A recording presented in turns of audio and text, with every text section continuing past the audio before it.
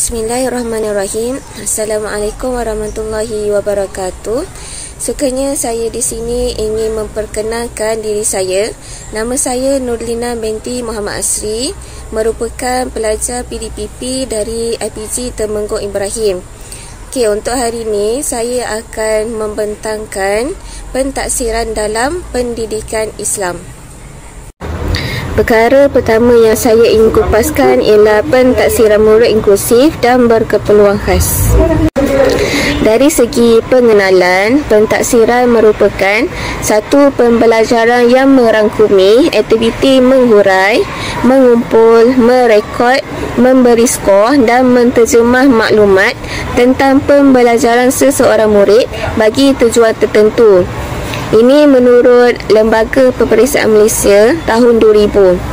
Jadi segala maklumat yang diperolehi oleh pentaksiran akan dirujuk untuk memperbaiki kelemahan murid dan juga dapat meningkatkan pencapaian murid tersebut.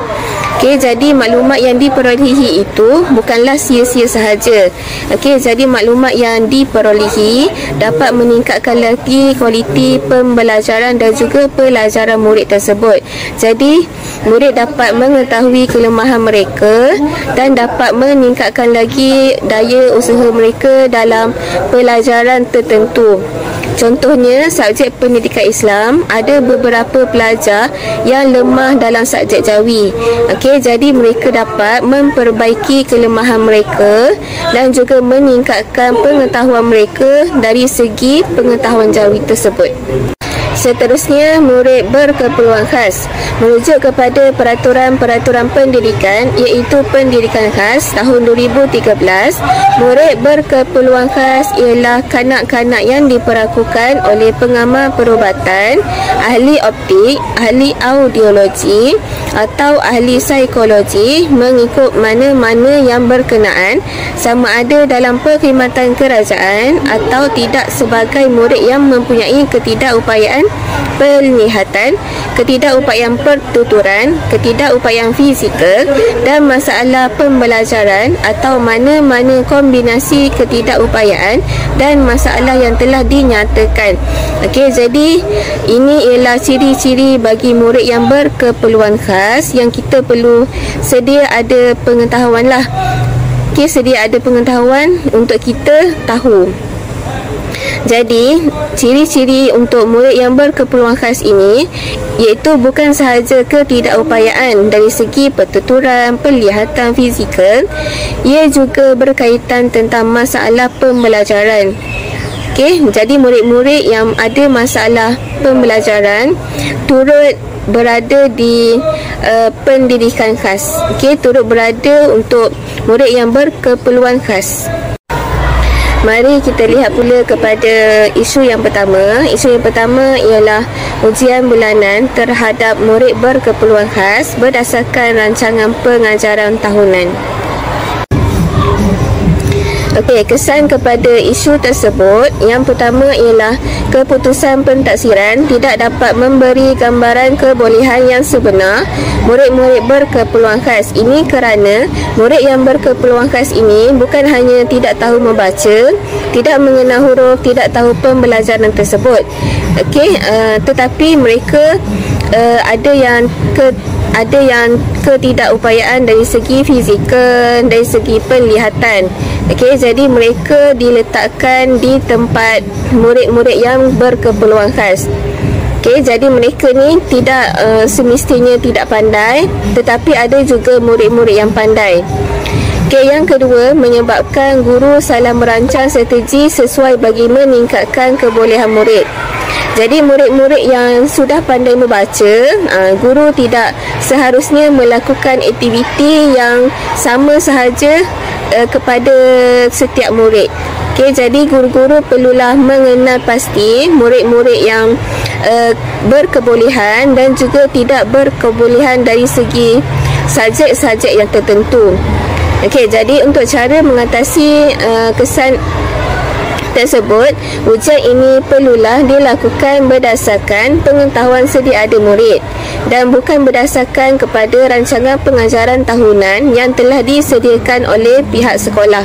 Okey, seperti yang saya telah sebut sebelum ini, murid-murid yang berkeperluan khas bukan sahaja murid yang tidak pandai, tetapi ada juga murid-murid yang berkebolehan dari segi pengetahuan.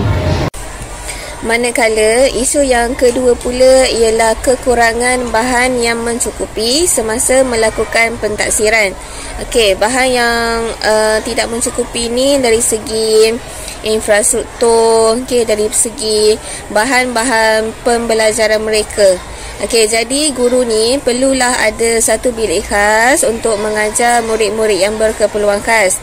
Okey, jadi guru-guru juga dalam bilik tersebut perlulah menyediakan pelbagai bahan-bahan yang menyeronokkan untuk menarik minat murid-murid yang berkeperluan khas. Okey, jadi kalau tiada bahan-bahan yang mencukupi semasa melakukan pentaksiran tersebut, jadi murid-murid itu tidak dapat kita kena pasti kebolehan mereka, murid pandai ataupun murid yang lemah. Jadi itu sukar untuk membuat pentaksiran. Okey, sukar untuk guru tersebut untuk membuat pentaksiran. Kesan kepada isu tersebut ialah menjejaskan kepercayaan hasil pentaksiran yang dijalankan. Macam mana kepercayaan dapat diwujudkan apabila tiada ruang, tiada buku ataupun tiada bahan yang mencukupi semasa membuat pentaksiran.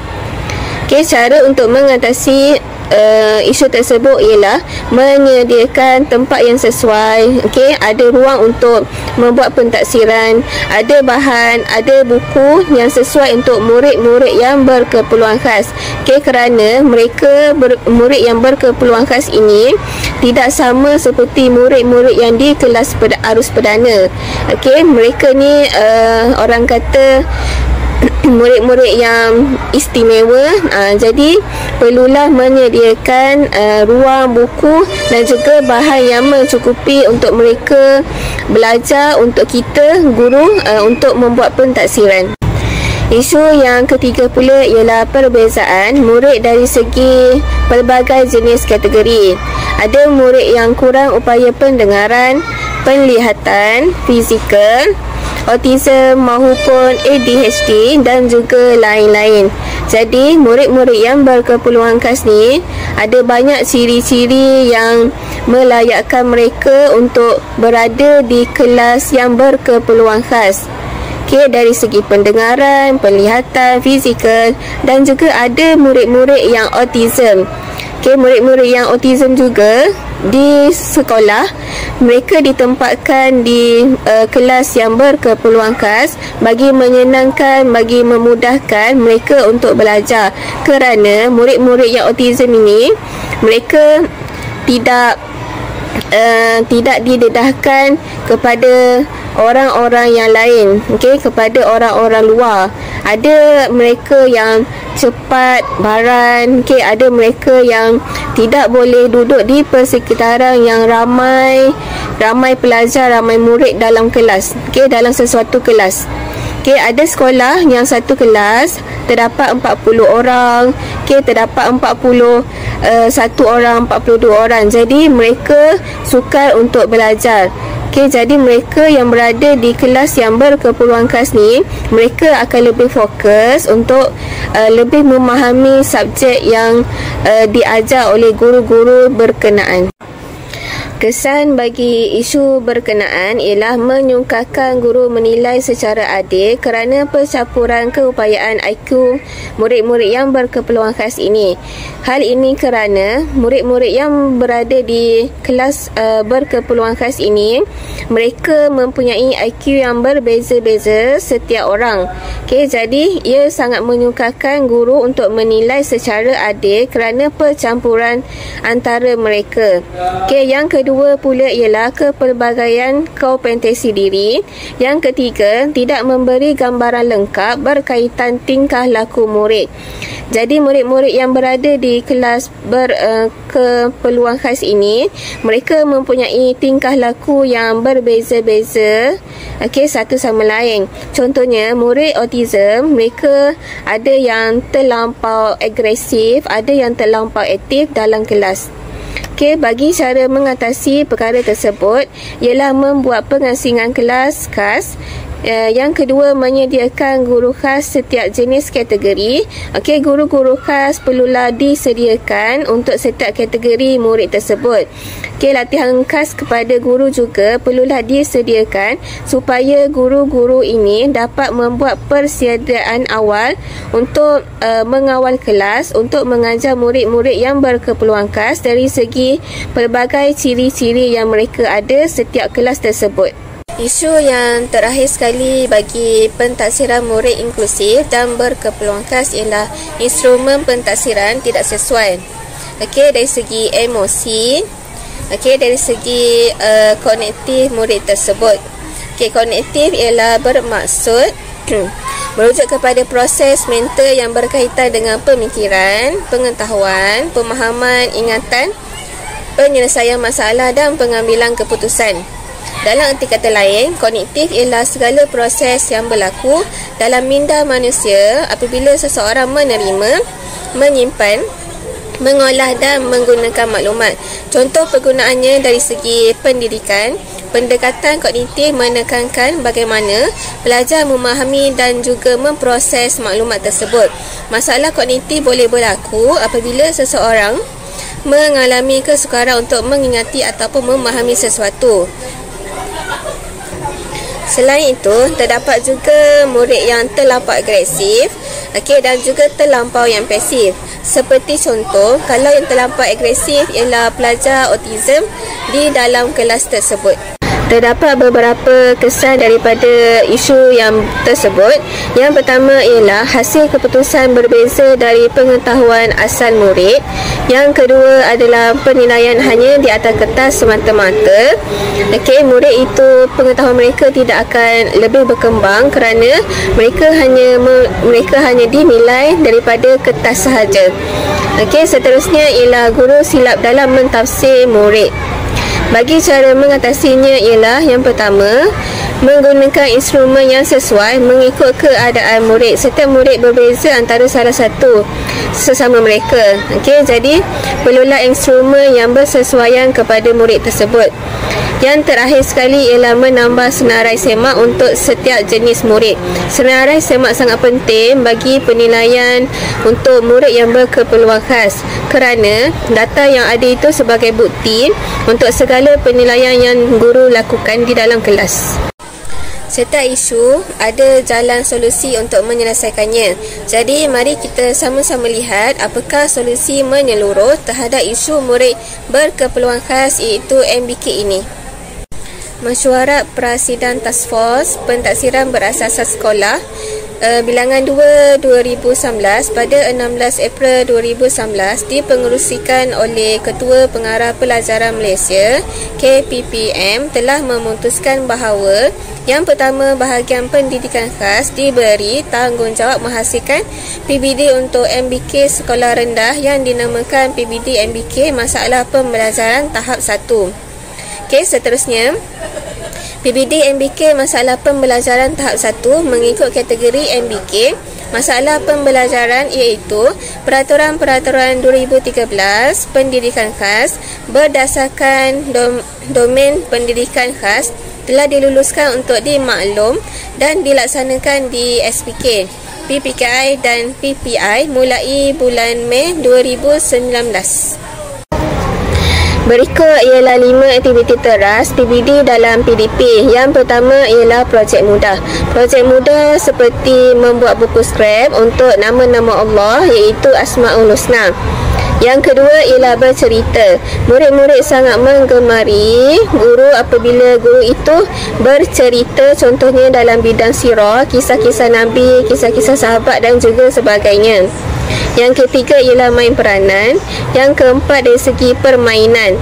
Murid-murid ada yang lebih suka belajar menggunakan permainan. Jadi mereka akan lebih faham, lebih ingat dan juga lebih memahami setiap topik yang dipelajari pada hari tersebut.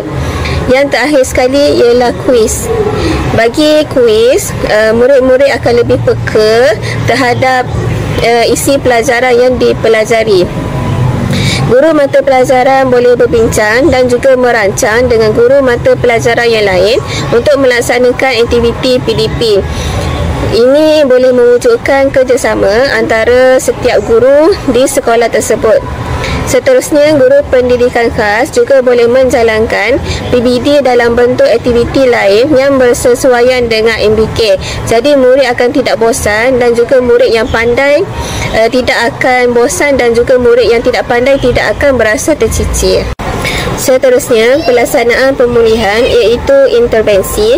Murid tahap 1 yang mempunyai kesukaran untuk menguasai kemahiran membaca, menulis dan juga mengira dikenal pasti dan diberi pemulihan yang bersesuaian. Maka pihak sekolah diberi autonomi untuk melaksanakan pemulihan berikut kesesuaian di peringkat sekolah. Jadi murid-murid yang pemulihan tidak akan tercicir. Terdapat 6 peranan guru pendidikan khas dalam PBD. Yang pertama ialah menentukan objektif pembelajaran. Guru haruslah mengetahui objektif pembelajaran sebelum memulakan PDP. Yang kedua ialah memastikan terdapat perkembangan dalam pembelajaran MBK. Okey, jadi setiap pembelajaran yang guru lakukan, guru haruslah menilai murid-murid tersebut, iaitu ada perkembangan ataupun tidak. Yang ketiga ialah mentafsir MBK secara holistik, iaitu secara menyeluruh. Yang keempat ialah boleh menyimpan hasil kerja MBK. Ini sebagai bukti kepada penilaian dan juga pentaksiran murid-murid yang berkeperluan khas tersebut. Yang kelima ialah sentiasa berbincang dengan rakan sejawat. Bagi hal ini, guru-guru dapat menimba ilmu dan juga mengetahui pengetahuan yang lain daripada rakan sejawat. Yang keenam ialah menyediakan pelaporan tahap penguasaan. Yang ini sangat penting bagi mengetahui tahap perkembangan murid-murid yang berkeperluan khas tersebut. Okey, seterusnya saya akan bincang pula berkenaan dengan integriti dalam urus tadbir pengurusan peperiksaan. Definisi bagi integriti. Integriti berasal daripada perkataan Latin iaitu integer yang bermaksud menyeluruh, sempurna dan kesatuan yang teguh. Istilah integriti boleh diklasifikasikan kepada 4 perspektif iaitu ketekalan nilai peribadi, komitmen terhadap nilai peribadi, komitmen terhadap nilai komuniti dan juga komitmen terhadap nilai-nilai murni. Menurut Kamus Tinggi Bahasa, Dewan Bahasa dan Pustaka DBP pada tahun 1985, kejujuran dan juga ketulusan, kesempurnaan dan keutuhan. Ini bermaksud integriti adalah sifat jati diri yang merangkumi juga keikhlasan, kejujuran, keterbukaan, ketulusan, amanah, benar, berpegang kepada prinsip, tidak mudah dipengaruhi dan juga boleh dipercayai. Tadbir urus dan juga tadbir urus baik. Mari kita lihat apakah tadbir urus dan juga apakah tadbir urus baik. Bagi tadbir urus ialah suatu tindakan yang dilaksanakan oleh golongan yang mempunyai kuasa. Terdiri daripada pelbagai peringkat pengurusan dan juga bertujuan untuk mencapai kecemerlangan, kecekapan persamaan, penlibatan yang menyeluruh, ketulusan dan juga accountability dalam pengurusan pentadbiran. Accountability bermaksud tanggungjawab. Bagi tadbir urus baik pula ialah satu terma yang dapat digunakan untuk menerangkan tentang sebuah kerajaan yang dinamik dan juga bertujuan untuk memenuhi keperluan pelbagai pihak. Pentadbiran awam juga sentiasa berubah seiring dengan masa dan juga perubahan kepada global. Ada beberapa faktor yang boleh menjejaskan kepada integriti. Yang pertama ialah kepimpinan, yang kedua individu, yang ketiga sistem dan juga prosedur, yang keempat budaya dan juga yang terakhir sekali ialah struktur dan juga institusi. Isu yang pertama ialah kebocoran kertas peperiksaan awam. Isu yang pertama bagi integriti dalam urus tadbir pengurusan peperiksaan ialah kebocoran kertas peperiksaan awam. Semua orang inginkan kejayaan daripada peperiksaan. Selepas sekian lama menadah ilmu peperiksaan merupakan masa untuk menguji tahap penguasaan ilmu yang dipelajari. Setiap kali waktu peperiksaan, Terdapat kebocoran kertas soalan yang sering sahaja berlaku. Hal ini akan menyukarkan kepada pihak sekolah dan juga pihak pengurusan. Pada tahun 2014, kebocoran kertas soalan UPSR, subjek sains dan juga subjek Inggeris. Pada tahun 2020 pula, kebocoran kertas soalan SPM, subjek sejarah. Jadi hal ini sangat membimbangkan pihak Kementerian Pelajaran Malaysia pada masa akan datang. Punca bagi soalan bocor yang pertama ialah sikap khianat, tidak telus dan tidak bertanggungjawab dengan apa yang mereka jaga. Mereka tidak menjalankan amanah dengan sebaik mungkin dan mereka tidak berintegriti dalam menjaga kertas peperiksaan tersebut. Faktor upah dan juga rasuah juga merupakan punca bagi soalan bocor. Mereka tidak berintegriti dalam menjaga kertas soalan peperiksaan. Seterusnya, sikap sesetengah pihak yang mahu meningkatkan prestasi sekolah atau mengekalkan prestasi sekolah. Sekolah-sekolah yang elit ataupun berprestasi yang tinggi, mereka semestinya ingin menjaga tahap keputusan murid mereka. Jadi mereka akan membeli kertas soalan berikut kepada mereka yang tidak bertanggungjawab. Seterusnya, sikap sesetengah individu yang ingin mencapai kejayaan dengan jalan yang mudah. Peperiksaan ialah sebagai ujian bagi mengukur tahap kefahaman pelajar tersebut. Jadi ada sesetengah pihak ingin mencapai kejayaan dengan jalan yang mudah. Seterusnya, saya akan terangkan pula tentang langkah mengatasi soalan peperiksaan yang bocor. Yang pertama ialah kesedaran diri dan juga masyarakat tentang kesan buruk jika didapati bersubahat dan terlibat dengan kebocoran soalan peperiksaan awam. Yang kedua pula ialah penubuhan satu jawatan kuasa untuk mengenal pasti kelemahan dan ruang-ruang keterisian pengurusan dan pengendalian kertas peperiksaan yang boleh dimanipulasi oleh mana-mana pihak yang tidak bertanggungjawab. Yang ketiga pula ialah mengetatkan lagi semua aspek keselamatan di setiap peringkat pengurusan dan juga pengendalian peperiksaan awam. Langkah keempat pula ialah memperketatkan perjanjian dan keselamatan dengan pihak kilang pencetak yang dipertanggungjawabkan untuk mencetak ke semua soalan peperiksaan awam. Yang kelima, iaitu yang terakhir sekali, ialah memperbanyakkan lagi pemasangan kamera dita tertutup iaitu CCTV di semua bilik kebal seluruh negara sebagai langkah penambahbaikan pemantauan dan keselamatan soalan peperiksaan. Mari kita lihat pula kepada isu yang kedua, iaitu integriti guru dalam pelaksanaan pentaksiran berasaskan sekolah, iaitu PBS. Integriti guru dalam pelaksanaan pentaksiran berasaskan sekolah PBS.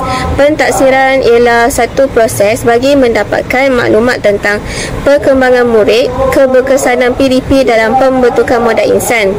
PBS KSSR iaitu sekolah rendah dan juga KSSM iaitu sekolah menengah wajib. Tanggungjawab guru dalam melaksanakan atau tidak dasar yang telah ditetapkan oleh kerajaan. Seterusnya, memberi maklumat mengenai perkembangan murid kepada guru, ibu bapa dan murid itu sendiri.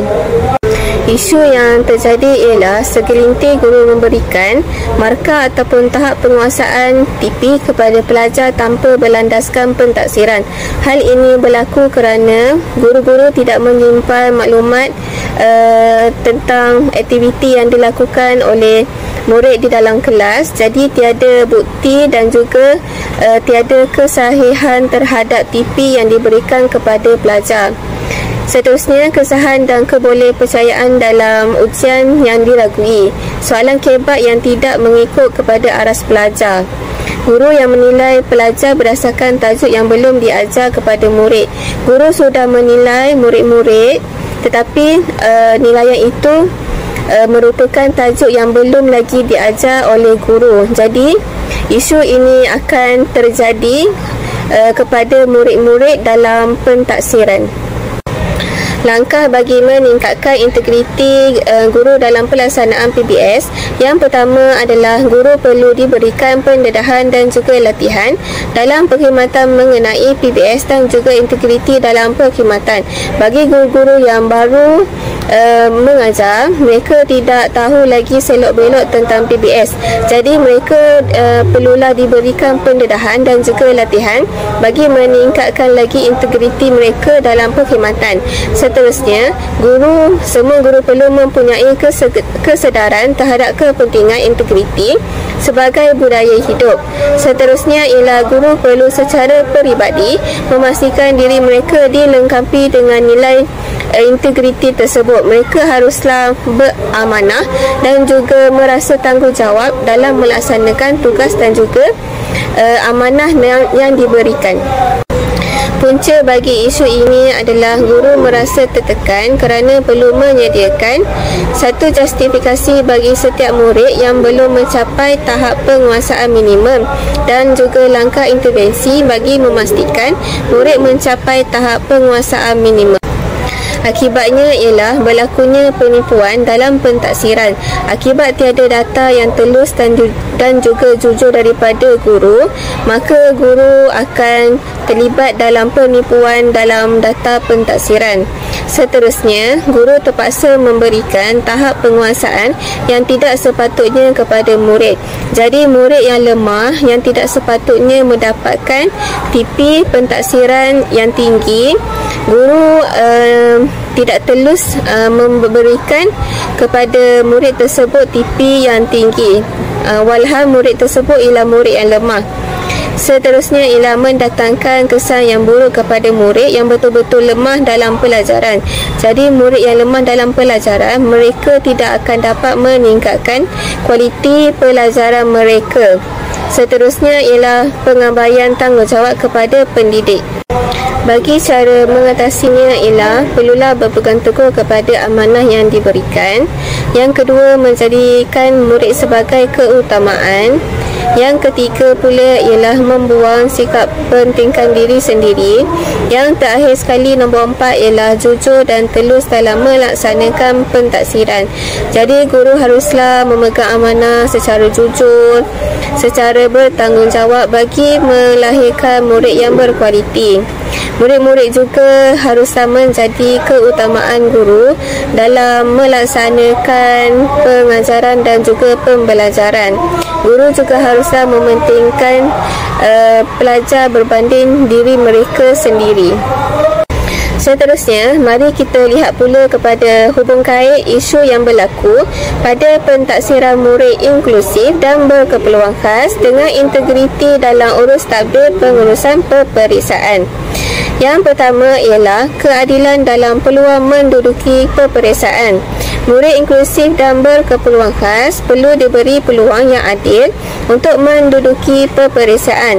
Ini termasuklah menyediakan tempat yang lebih selesa seperti tambahan masa, penggunaan alat bantu ataupun skrip yang bercetak besar. Tanpa ini, integriti sistem pendidikan terjejas kerana ia tidak mengambil kira keperluan sebenar pelajar. Murid-murid yang berkeperluan khas perlulah disediakan oleh bahan-bahan yang mencukupi, yang selesa bagi mereka untuk menduduki peperiksaan dengan lebih baik. Yang kedua pula ialah pematuhan kepada dasar dan etika pendidikan. Integriti pengurusan peperiksaan juga bermakna pihak sekolah dan juga pihak pengurusan peperiksaan mesti mematuhi dasar inklusif yang telah digariskan oleh KPM. Jika terdapat diskriminasi ataupun pengabaian terhadap murid berkeperluan khas, ini melanggar etika profesional dalam pendidikan. Jadi murid-murid yang berkeperluan khas ini juga diberikan keutamaan dari segi pendidikan. Seterusnya ialah perekodan dan pelaporan yang sahih. Integriti dalam pentaksiran turut merangkumi perekodan keputusan yang tepat dan juga sahih. Jika keputusan murid inklusif dimanipulasi atau tidak mencerminkan prestasi sebenar kerana pentaksiran yang tidak sesuai, ia boleh memberi kesan negatif terhadap masa depan murid dan kredibiliti institusi. Kesimpulannya, terdapat hubungan yang sangat rapat antara isu pentaksiran murid inklusif dan integriti dalam urus tadbir peperiksaan. Untuk mengekalkan integriti sistem peperiksaan adalah penting agar semua pihak berkepentingan melaksanakan tanggungjawab mereka secara adil, telus dan penuh empati. Hanya dengan itu kita dapat menjamin sistem pendidikan yang benar-benar inklusif dan juga berintegriti. Sekian sahaja dari saya. Terima kasih.